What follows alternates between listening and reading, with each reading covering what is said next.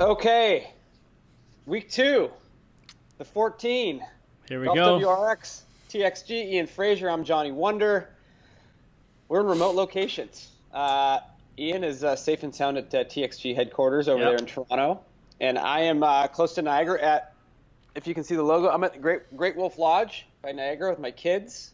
But we film these things come hell or high water, don't we, Fraser? We got to get it in, and the nature of your schedule, the nature of my schedule, we're going to have to find ways of doing this, and, there's no chance we're missing it. So too much fun. Too much fun, and we have to do it hot on the heels of the tournament, and because you know what it's like. I feel like by the time it gets to Wednesday, we're ready for next week. We're still in the aftermath of yesterday and what happened in the win, and people need this information ASAP, J-Dub. So Here we are. Well, I think this is going to be a fun one because, just based on your experience, there are obviously a lot of components to talk about. Yeah. Paul Casey has a very interesting bag. He was one of those guys that came over from Nike that kind of stayed a free agent and played whatever he wanted. Mm-hmm. So this is going to be a fun one to talk about. So, obviously you have the Valspar at the Copperhead in Innisbrook. It was a low-scoring tournament. It was more of a battle of survival than anything, more like a U.S. Open. So, I don't think, it's one of those things where he was, bombing all over the golf course, and, it's literally like you have to just hold it together at the Copperhead, and it's not like last week where Rory was, specifically bombing it all over the place, and that's not Innisbrook. And have you ever played there before? No, I've had the invite. Actually, I've got some good friends who are members there, but I've not had a chance to get down and play it. I'm actually heading down that neck of the woods next weekend. I was thinking about going over. I always love to go to these places just after they've had a tournament. So we're going to play Bay Hill next week. It's always nice after they've had the Invitational. They've got their club championship coming up, so the place is in the best condition of the year. So we're going to play there, and I was thinking about getting over to Innisbrook for a little game. But like you say, that's such a notoriously tough track, and I think that lends itself to someone like Paul Casey's game. It's somebody who can really ball strike their way around that place and navigate the tough holes at the end. Yeah, he never really falls apart. Obviously this is a gear show, but let's talk about him as a player. Like, he's not one of those players that literally the whole game falls apart. Like, he either holds it together and plays well and wins the tournament, but he's not like one of those guys that shows up and shoots all of a sudden +8, +10, shoots a 79. He's not that guy. He's always kind of around. Yeah. No. And he hits it too good for that. But the one thing I think that has been in question, as good as his game has been, is his ability to close recently. That has been the big question mark, and whether he can kind of get it done. And obviously he had the lead going into AT&T into the final round. What do you do? Mickelson throws 64 at you. What do you do? I think he shot 3 under. If you have the lead and you shoot around 3 under, you're going to be in the mix. You certainly should be, but days like that, you get someone who gets really, really hot. What can you do? So that wasn't so much a problem, I don't think, for him closing. But yesterday was nice to see him get it done. Yeah. Now, really quickly, have you had any experience working with Paul, or have you been in that circle before? I have, yeah. I certainly knew some guys who worked with him. Back in the European Tour days when he was really one of the big hopes when he came out on tour. When he was a Titleist guy originally. He's just always been an absolute thoroughbred ball striker. He was actually early on in his career, J-Dub. I don't know if this is still kind of known to be the case, but he was such an incredible putter, you just couldn't believe it. I didn't know that. He in the early days of Paul Casey, he was just an unbelievable putter, and then he kind of lost that part of his game a little bit, and but he just was such a strong player on both ends. Great long, always extremely long. Certainly not. He wouldn't be considered extremely long now, but he's good enough. Mid 170s ball speed kind of guy. But he seems to have kind of got the game back, and he's obviously back in the mix for contention in events, Ryder Cups, all that sort of stuff, which is great to see. Yeah, he's. I've always been a big fan of his. So we're talking about ball speed and stuff like that. Let's start top of the bag. So I'm just going to go through his specs. Head to shaft, and then you just give me some context on what we're seeing here. So He's in an M4, not the new one, but the M4, 10.5, set at 10.5 with a Diamond D Plus Limited 70 TX, which has some kind of fun custom stamping on it. According to Mitsubishi, he used to tip all of his shafts at 1.75. Now the driver's cut it at tipped at 1 inch at 45 inches. So let's talk about the driver. Yeah, he was 1.75 tipping. Now he's at 1. Why is that? I think he's getting a little bit older. There's a few more grey hairs in there, and probably doesn't always like to go at it as aggressively as he once did, which is not a bad thing. I mean, an inch tipping on that shaft is still going to make it play pretty stout. Coming in at 76 grams, it's a pretty low torque bend profile. The D Plus Limited, 2.7 degrees of torque. So it's already feeling fairly stout. I mean, taking an inch and 3/4 off of that tip section would really make that feel really stiff. But that's been his bend profile, hasn't it, all his career? I mean, he's been a whiteboard guy all his sort of career, so likes that stronger profile. Really quickly, so just for the folks at home, so when they say, because you'll see tipping instructions for a shaft, and it'll say, this standard tipping's an inch on a driver, right? You get a shaft, you tip it an inch, and that's not going to do anything to the shaft. So when they say it's tipped an inch, is that the general inch, or is that an inch on top of what they already tip it? No, that's an inch. That would be an inch total. Okay. So one of the things that kind of happened upon the manufacturers changing to these adjustable hosel sleeves was obviously the depth of that hosel sleeve is not as deep as what the board depth on an old driver used to be. So right. you think of it, if you were the guy who played, I mean, I remember Casey was a 983K guy back in the day, right? So you think about that through board and that shaft going all the way into that head. I mean, it basically eliminates the deflection of the tip section by being all the way into that head. So then you try and replicate the feel and deflection and that type of thing from this little kind of shallow hosel sleeve. You're going to have to tip that shaft significantly in order to recreate, the same deflection profile as what he once had. Okay. And then my second question is his driver makeup's actually pretty interesting. So he's a higher lofted player, and you can see that once we get to the 3-wood, you'll see that. He looks like a player to me, and this is without the expertise that you have, but he seems like a player that's trying to stay in a spin window, for example. Like some guys are trying to get as low spin as possible, or around 300 or 400 RPMs in the same zone. He seems to be a guy that's almost a little bit more precise than that. So say, for example, he wants to launch it here at between 2,300 and 2,400. That's it. And he finds a stick that'll help him do that. Is that accurate? Yeah, definitely. That would be exactly right. I mean, I think he lives in Scottsdale, where his coach Peter Costa says he's a Whisper Rock guy. So I think for him, he's probably gotten used to flighting it in a slightly different window than he once was. So he's probably pretty comfortable seeing it, flighted on the higher end. He's not a bomber. You look at someone like Casey, you're not going to see from his swing someone who really hits a ton up on it. He's not going to find his angle of attack, 5 up like a McElroy or a Justin Thomas. So, he's going to be a little bit more on the level, and he'll need some loft to create those launch conditions. Okay, so that's, I think we've settled on the driver. I mean, he uses the same, and Tiger comes into everything we talk about somehow. But, he's in the same shaft profile that Tiger is. That's right. Truth be told, Tiger just went to a 60 TX. I just heard a rumor that he did. So he's down, as he gets older, he's going down in weight. So that's now interesting. Because that's something that I've noticed in those first couple of events this year. To me, he looks like he's swinging a lot slower than this time last year.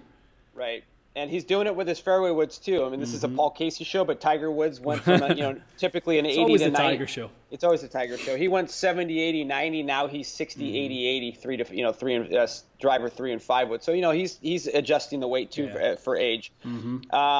Okay, so we're going to go into the fairway wood. He's in an old school. It's funny that we're calling the M1 old school. I know. 3-wood, set at 16.5 degrees, so obviously a little bit more loft for how he hits it. D plus limited 80TX. Now that shaft is tipped at 1.75, so he's obviously looking for a specific feel with that fairway wood. So talk me a little bit through that. So again, another really a really kind of important part of why do we tip a fairway wood more than a driver. We're looking for we're working with a heavier head weight. So we're going from probably 205, 206 grams in the driver. We're up in 215 to 217 in the fairway wood. But the other part of that is that we tend to see a little bit more deflection with the heavier head weight. So as that head moves further into lead deflection, we're going to start to see the dynamic loft change. We're going to start to see different things dynamically change. So you do have to to use an acro term, you have to dynamically match those two clubs. So driver less so, and then fairway wood will deflect more. Okay, and then just in regards to his loft, 16.5, you're seeing a lot of guys actually go the other way. Usually guys will get a 16.5 degree, 3.5 wood or whatever they want to call it. They'll actually loft back to 15, so they get that open look face, right? That open face look. For him at 16.5, obviously that's going to, correct me if I'm wrong, that's going to hook the face a little bit or shut it down a little bit. The face, is that accurate? No, say that again. So you had him playing 16.5. He's playing that shut. No, he's at 15, set to 16.5. So he's obviously adding loft to his 3-wood. Okay. So I'm wondering if the tipping has anything to do with that. Is that to keep the ball flight down or no? No, definitely not. I mean, it's an interesting thing, and it's a conversation that comes up with these loft sleeves. These modern day loft sleeves, and what do they actually do? And taking his 15-degree 3-wood and playing it at 16.5. The reality is that fairway wood's always 15, right? Okay. So he's turning it into a face angle that has to meet his requirement of what impact looks like for Paul Casey. So for him, he's kind of presetting that, by the sounds of it, 3 degrees shut. So 1.5 degrees of loft change is about equal to 3 degrees of face angle change. So yeah, that's a really interesting one, and it also affects the lie angle as well. So the more we kind of rotate these woods up and closed, we do change the lie angle. So that must have been something for him. I mean, I know working with Gary Woodland on his fairway wood, he was very adamant, J-Dub, that he wanted to be able to draw the 3-wood and fade the driver. Right. So that might be a preference of Casey, that he wants it to sit a little bit maybe more upright and be able to turn it over. Maybe that's his draw club. And maybe that's how he squeezes more distance out of it too, is being able to turn it over. Yeah. Getting it out there hot and flipping over. Someone like him, he'll be a ball flight guy. I mean, he'll be all about windows of flight. And talking a little bit to the guys at Mizuno, they've very much mentioned that he is that way. Doesn't really matter what it is. And once we get into other parts of the bag, into the longer irons, we'll have a deeper conversation about that. But for him, it's all ball flight. So whether it's 15 set at 16.5, as long as it hits that window for him, like you said with the driver, I think that's all he cares about.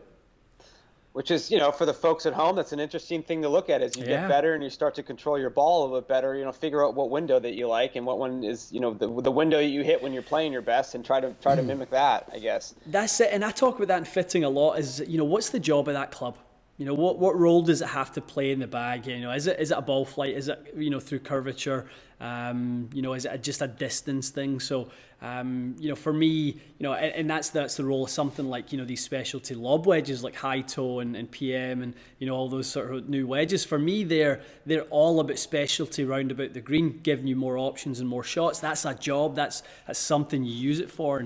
And, you tend to find these nuances when you dig into these players' bags that they're the same way.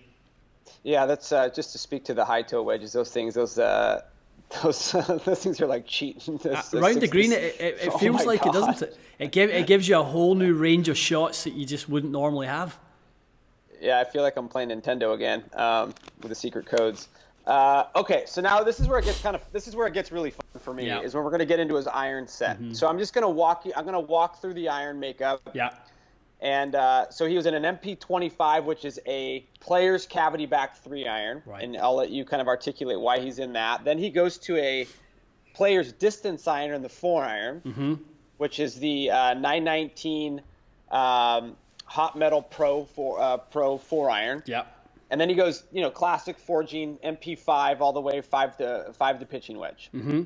Okay, so when I talked to Mizuno, I talked to Chris Vauchal, and when he sent me the set makeup, I was like, that's a really bizarre top of the iron set there. Yeah. With a player's cavity back and then sort of a beefed up 4-iron. So I'll let you kind of articulate why he does that, which speaks to the window thing you were just talking about. Right. Let's talk a little bit about the top of his iron set first. So MP25, he actually used to play the full set of those. He had them all in the bag, and a couple of years ago, he was playing with them at Augusta, and he hit a shot on one of the holes. I think it might have been 16, and he's hit the 7-iron, and it's just kind of just flown the green at the back, and that kind of spooked him a little bit. So, he decided that he wanted something that was a little bit more consistent on the ball speeds. And, I always talk about club fitting, no surprises, right? So no irregular ball speeds, no irregular spin rates that can all of a sudden change your distance control.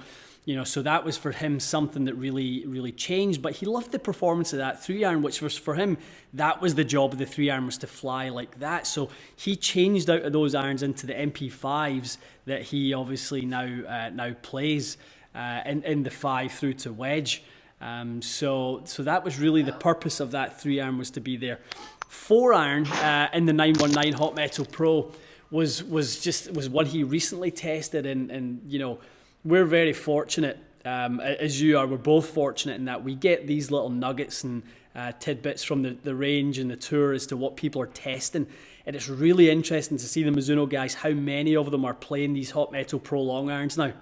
Right. I mean, it's actually kind of funny too, because you have these discussions about. Hold on, Ian. I gotta put on pause for a second. No worries. So pick it up again. Okay. So what I think is interesting, and you talk about the job of the golf club, right? So, we're so trained to think that a specific set, each club, it's like you have 3 through pitching wedge, and they're all going to do this certain thing. But in some instances, as we kind of go down this rabbit hole with equipment, you're finding a lot of guys that are sticking this is the 3-iron that I need. Yep. This is the 4-iron that I need. This is the 7-iron that I need. And I think that's when it gets really, really interesting. So let's get into his 4-iron now, because his 4-iron that's a high launch, flyer. Yeah.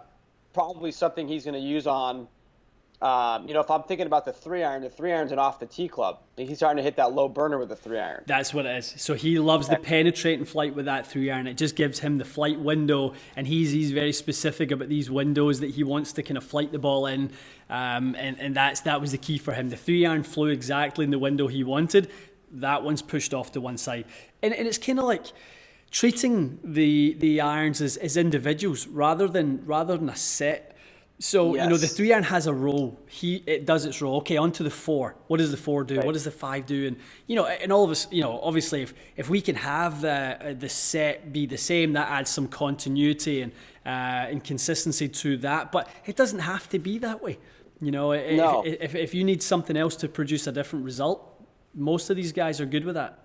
See, like I'm guessing if I was asking in regards to the 4-iron, he's probably thinking of that club like at the U.S. Open when there's like a 240-yard par 3. He wants that 4-iron because he can hit it straight up in the air and it's going to stop. Like, he's not thinking of that 3-iron off the tee of a par 3. That's off the tee of a tight par 4. Like, the 4-iron's the one that for the longer par 3s. Yeah. I mean, I'm no Paul Casey, but I play Mizuno irons and I play that 919 Hot Metal Pro.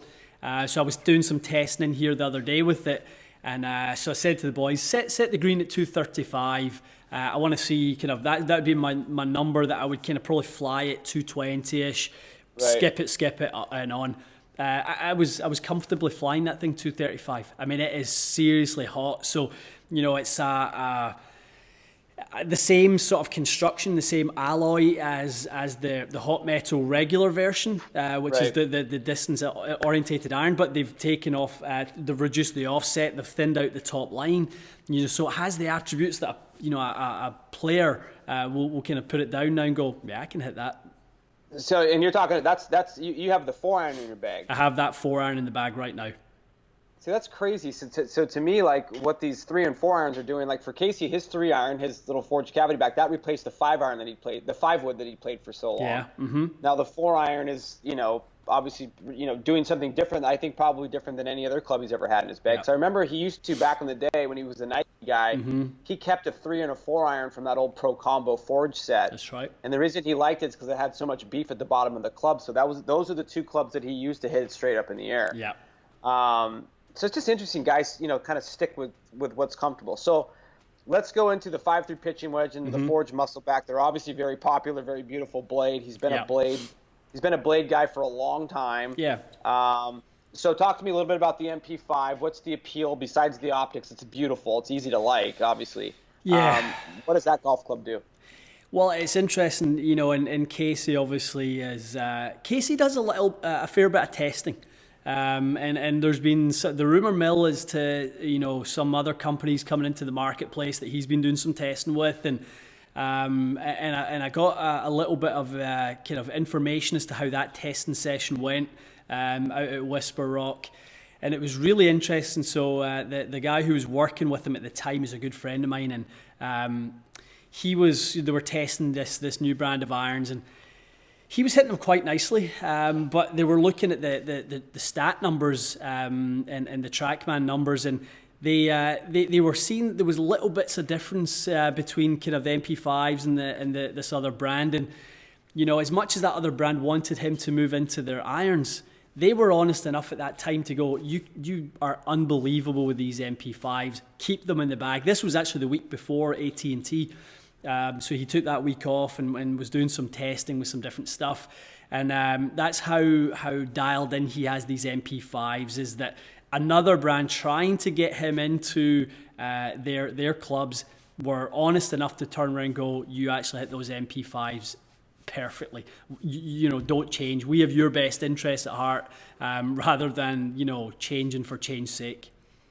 Well, that's interesting, because that kind of goes back to your, the integrity of what you do, and this isn't to bump your ego up, but the first time I met you, you said, look, if I don't have 14 clubs or one club that's better than what you have in your bag, I'm not selling you a golf club. I'm not even going to talk about selling you a golf club. And it's nice to know that behind the curtain that those guys know, if I can't make you better, I'm not going to make you better. Like was it.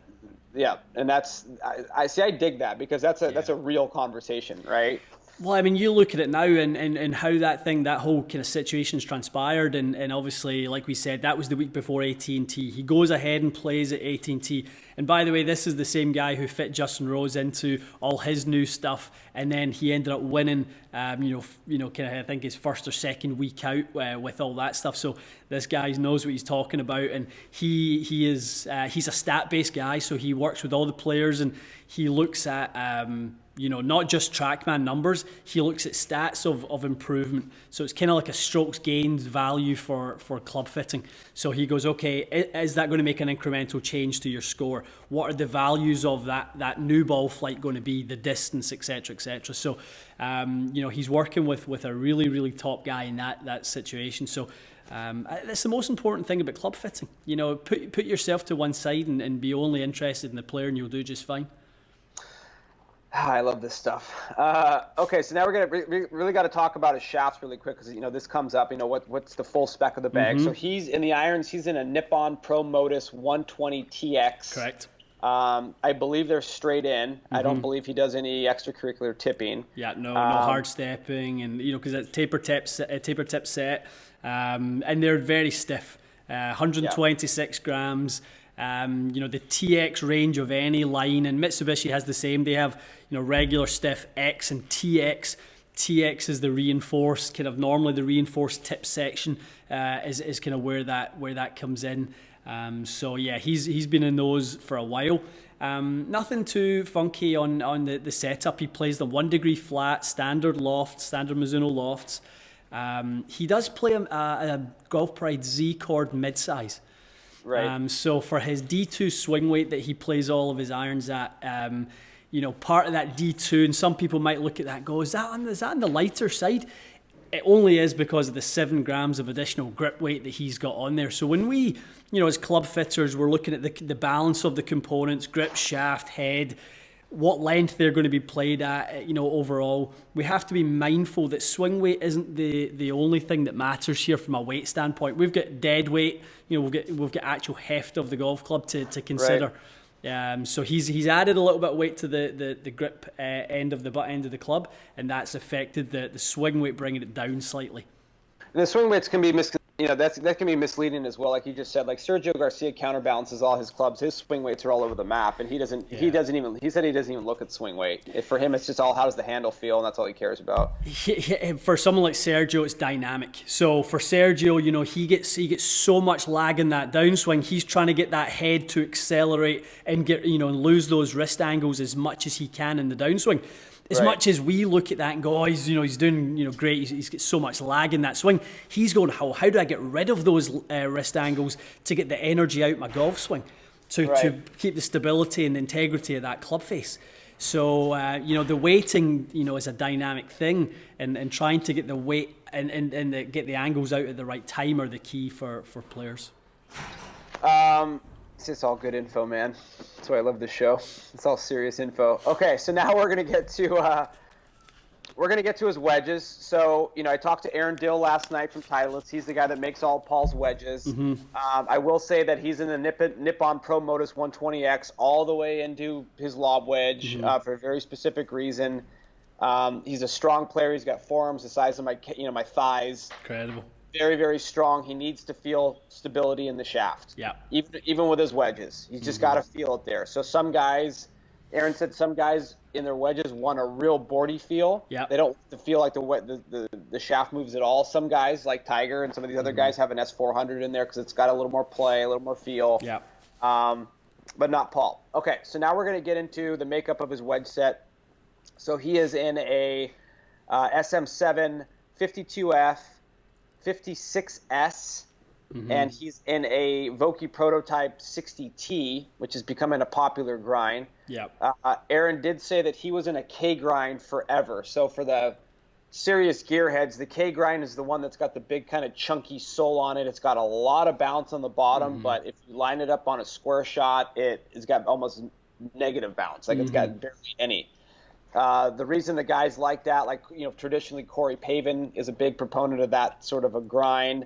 The reason why is because it's awesome out of the bunkers, and they typically play their shots with a 60-degree wedge with a square face, like unlike a Mickelson or a Woods, right, that open their face everywhere. Yeah. They like to play that shot with a square face. So talk to me a little bit about, and we'll get into what the F grind and the S grind, all that stuff is. Talk to me a little bit about going from a wedge like that, because you made an interesting point last week about guys switching putters, drastic changes in putters. Yep.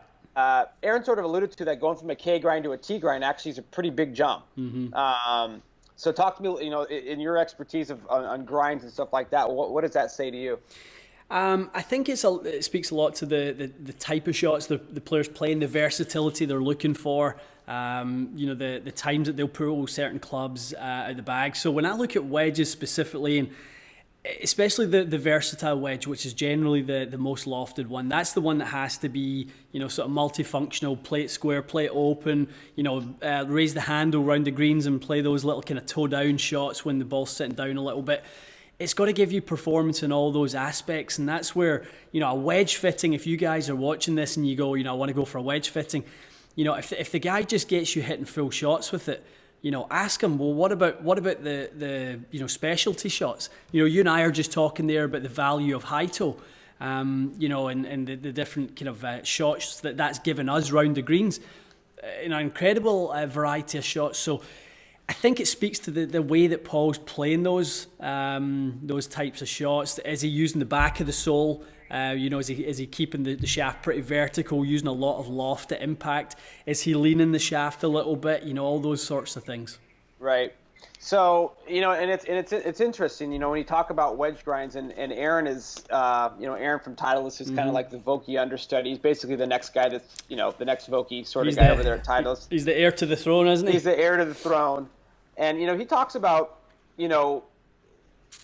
what would attract a guy to a different grind. And some guys, obviously he's like, people are, guys like Paul who traditionally play those shots a certain way. Sometimes they want to know how to play a different kind of shot with their wedges and have a little bit more versatility. And it takes them a while to kind of bleed into that. So they'll play around with a wedge. And Paul is sort of like a 50-50 at-home tester and a 50-50 on-tour tester. He's not, he doesn't sit with Titleist and grind his wedges out. Yeah.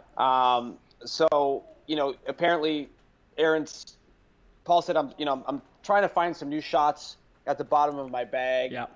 Can you send me some options? And this is just for the general consumer. This is how this whole conversation goes down. Can you send me some options? So what Aaron will do is Aaron will take 4 or 5 different heads, different grinds, send him a bunch of heads, and Paul will literally just go around and play golf and mess around with them and stick them in the bunkers and stick them in tough lies. And that's how he figures out what he needs. And which I find, it's kind of cool. Do we all have access to Aaron Dill to have us send him wedges? No, but there's a consumer version of what he just went through. Yeah. Wouldn't you agree? 100%, and that's one of the reasons we are so selective about the wedges that we carry in here. So we try to think about all the different players that we work with and the delivery styles and types and course conditions and all those sorts of things. And, we have everything from 3 degrees of bounce in the RTX4, the new super low bounce grind that they've got, all the way up to 12 and 14 degrees of bounce. And these bounce numbers that we always throw around, J-Dub, they're sort of, I wouldn't say they're irrelevant, but they're one piece of a very intricate puzzle. Right. When we talk about wedges, we're talking about multiple different things. We're talking about, sole width, camber, radius. We're talking about grind itself. We're talking about the static bounce.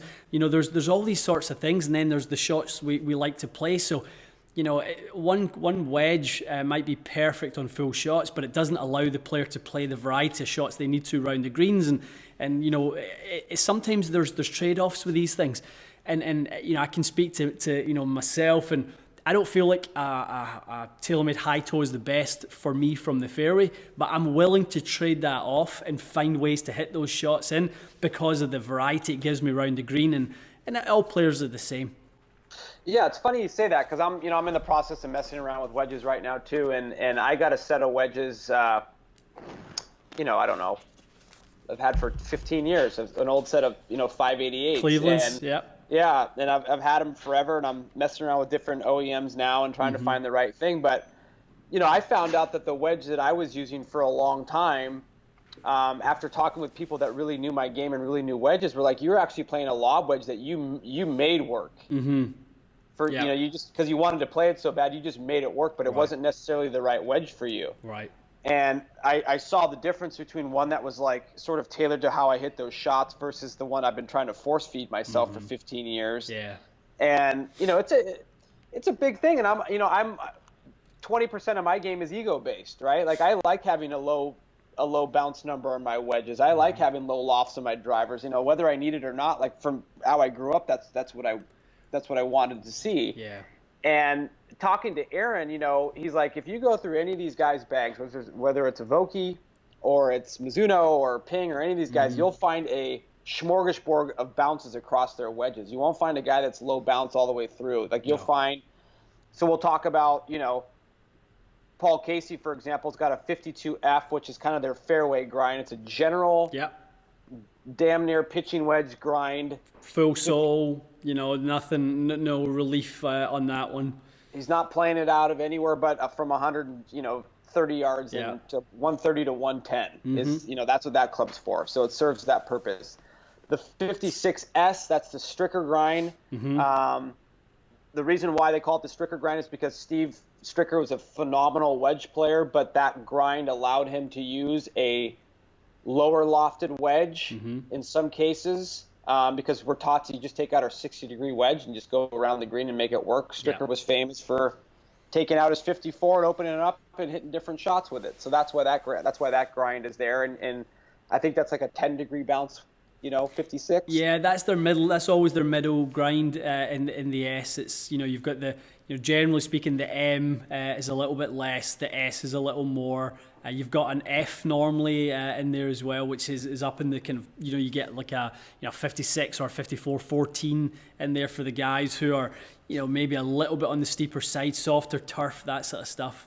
Right. How do you feel about, because that comes up a lot with wedges too, is they always talk about turf. Like, well, if you grew up in, if you play in Texas, then you're going to want a wedge with a lot of bounce. And if you play, or vice versa, I forget what it is. If it's harder ground, you want less more bounce. Less bounce. Less okay. bounce. Yeah. And then I should know that, but I just don't. I'm not that smart. But you get that. How do you feel? Or do you find it better to find the happy medium and find a wedge that's going to perform anywhere you go?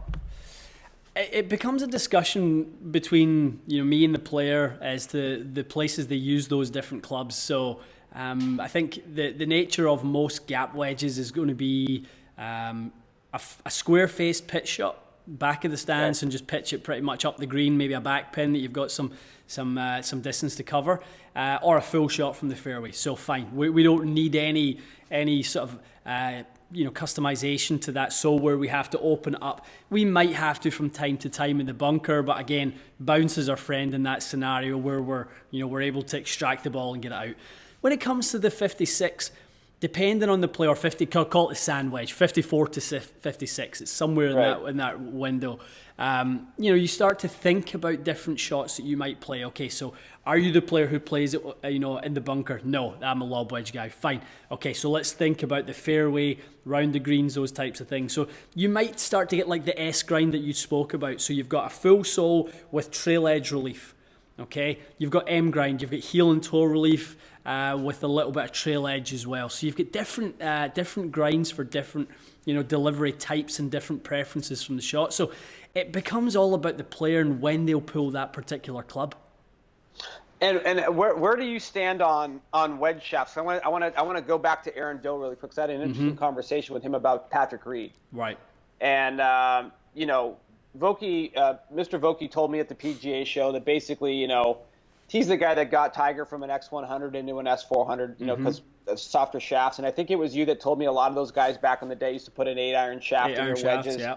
An 8-iron X100, I think, in their shaft, so it had a longer tip, so it felt like it had a little more play. Right. But Patrick Reed's actually gone it a step further, so he found and I don't even think it was a Vokey wedge. When he went to Titleist to talk to them a little bit about, and he's not a contract player, this is just a player looking for whatever gear he needs, went to them trying to find some irons and some wedges. He actually pulled a couple out of his garage that he felt like he used when he played his best. Right. And I literally think they were like from his college days, if I'm going to guess. And it they looked up the shaft, and the shaft that it had in it was actually an S200, which you don't see very often anymore. So if you go in the forums on golfwrx.com and you see Patrick Reed's wedges, you're going to see an S200 in there. And I asked him, like, well, that's interesting because it's not very. It's a lighter version. It's maybe on the lower scale of the 120 grams in the Dynamic Gold family. But wouldn't that feel weird to a guy that level? And he's like, no, literally, it's just all where the ball's coming off the club face. Like, he wants his wedge shots to come out at a certain window, and that's all he cares about. Like, what it says on the label doesn't matter to him. We were talking about, obviously, Rory last week and his wedges and how he likes to see ball flights going through certain windows. That stuff matters more to these guys than the actual gram weight. If you go on that True Temper website right now, I'm pretty sure you'll see S200 falls in it. I want to say 129. I think S300 130, S400 132, somewhere in that region, J-Dub. But where these shafts come from, it's tolerances of manufacturing. Right. So it's not really something where it's engineered to be a different shaft. It's just some are going to come out the factory lighter than others. Some are going to come out heavier. So, you can designate them over here and you can designate some over there. And it kind of plays in different windows. So, yeah, just a marginally lighter shaft. That's all it really is. It's not a different construction or a different intent when you make that particular product. But like you say, nostalgia is powerful for these guys. Certain things, like how many times have we heard people say Tiger should go back to a 43.5-inch steel shaft in his driver because he drove it great when he had that. Right, different player at a different time, a different body, a different swing. But these guys live, with a lot of nostalgia in them. So they go, well, I played great with that. That one must have been one that suited me very well. Right. So, speaking of nostalgia, we're going to get into Paul Casey's putter. Okay. It's pretty simple. I mean, he's got I believe it's not the tri-sole. He's got basically your standard Newport 2 looking Scotty Cameron. I think it's got a tiger dot on the top. Mm-hmm. Very simple, very clean. German stainless steel. I don't know the head weight on it. That's the one thing I didn't get information on with this putter. But, he's been using a head like that for a long time. Now, you said something very interesting, and I believe it was offline. I don't think it was at the top of the show, about Paul Casey being a phenomenal putter. Yeah. Back in the day. So talk to me a little bit about, what you see guys that stick to a certain head shape for most of their careers, and a little bit about Paul Casey, what you heard, the legends of his putting. Well, that's him going back to the putter that he used when he was that player. I mean, in the early 2000s, Casey was winning, this is digging into memory banks a little bit, but the Volvo World Match Play at Wentworth that was played at the end of the year, remember that one that was played in October? Yes. And, that was it was such a good tournament. I loved it as well. That was on the old BBC coverage during the day, and used to try and skip off school to watch it. But these guys, so Casey was, playing a very simple Newport back then, and he's tinkered with different putters over the years, but trying to find something. Now he's back putting with something that that he has putted historically very well with. Whether that's just getting him back into a comfort of a look and feel, and something that has the rates, the open and closing rates of something he's very comfortable with, something with 40 degrees or so a toe hang that allows the putter to fall a little open and kind of control the rate of rotation as it comes into impact. But you don't play the level of golf that he's been playing if you're not putting well. That's for sure. Especially this week. I think how he putted probably won him the tournament, because he never fell apart. I don't think he made a lot of long bombs. I didn't watch a lot of the tournament, but I'm looking at his stats, and it seems like he was pretty rock solid from 10 feet it in, which on a low-scoring tournament, that's kind of what wins you the golf tournament, is the guys that can hold it together within 10 feet. A great friend of mine, Andrew Rice, has a great saying, that the long game will get you in contention, and the putting will get you on the podium. And that's kind of what it is. That's the one that dictates the places. There's the odd case where a Rory or a DJ or one of these guys can ball strike their way to a win. They're just so good that week's in the stroke gain category from tee to green, especially off the tee. They're just gaining so many strokes, like DJ in Mexico, things like that, where he was just kind of overpowering certain holes where he could just get it in positions where he could take advantage from there. But for most guys, and Paul Casey's not, he's a longer than average player, but he wouldn't be considered one of today's power players. He has to get himself into the point and then seal the deal with the putting from there. So that's his bag. That's top to bottom. I mean, I think that's kind of the spirit of the show. So, Ian sort of said it at the top, we're gonna get these things in no matter what. So, like, for example, next week we're both traveling. I'm out of town, he's out of town, but we're gonna make it happen. We're gonna try, won't we? Yeah, we're gonna try different formats to see what shakes out. But essentially, for all the gearheads like myself and Ian, it's the information. Hopefully, we're giving you guys all the extra juice that you want, and we'll keep digging deeper as we go. Yeah. But I know you have an interesting guest this week. I won't say who it is, but you can get some more information on some fun stuff that we like to talk about. And I think what I'll say this now that we have 2 shows in the can. If you guys have any topics out there that you want us to address, if we're missing stuff that you guys really want to know, go ahead and shoot us a question in the YouTube comments, or through Instagram or whatever. We'll make sure that we try to address everything as much as we can, because Ian and I like talking about this stuff anyway. So yeah, I think that's a great point. I mean, as much as we like to geek out in this stuff, we do it for you guys to give you the look as to what happens with these tour players, give you an idea of the treatment that they get, and hopefully we try to show you that the treatment they get isn't a whole lot different from what we would expect you guys to get if you came somewhere like here to see us. So it's the same care and attention. Now the testing process is definitely more rigorous, that's for sure. The give and take, the trial and error. I know Casey, from a driver testing perspective, he does a little bit of driver testing, that sort of thing. But we want the value to you guys to be to see that we look at your stuff exactly the same ways we're talking about this stuff right now. The balance of components, loft and lie adjustments, things like that. So the more detail we can get for you guys, the more power to your decision-making process to make the best of your game. And that's, and Ian said something interesting for the people at home, and this is something that I love. I love to hear this, and I feel like I learn it for the first time every single time I hear it. It's each golf club in your bag has a job. Yeah. It has a specific job. So think about that when you're looking at your bag and what function. If there's clubs in your bag that don't do their job, yep, and there's something that you need, go find one that does the job. And right. The numbers on the clubs really don't matter. It's got to do what it's supposed to do. So I think that's it for today. I don't really have any. I didn't get any sexy insider info this week. I think that was pretty good. I think that was good. We got more details on Paul's, I think, specifics, which is great. So that was, I love that we this year, this week we had the details of his lofts and lies and the nuances of why he uses 3 and 4 iron and that sort of thing. Rory last week was great. We got a lot of that good stuff, but we never got as much of the detail about his irons and lofts and lies and lengths and swing weights. So I really want that to be a lot about what we give you guys is the details on that stuff as well.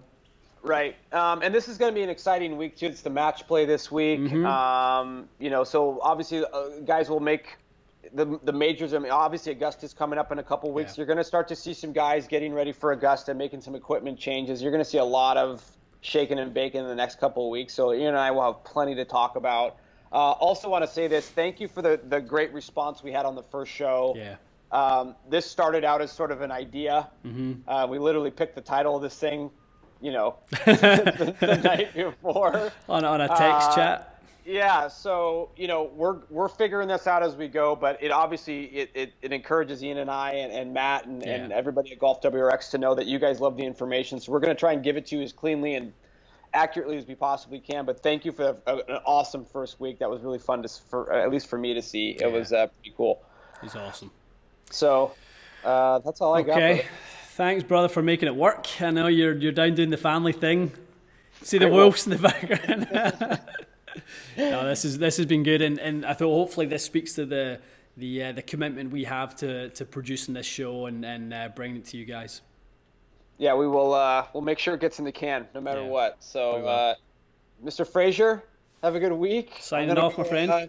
Chase my kids around the pool, and we'll see you in a few days. All right, pal. Talk to you soon. All right. Okay, bye-bye.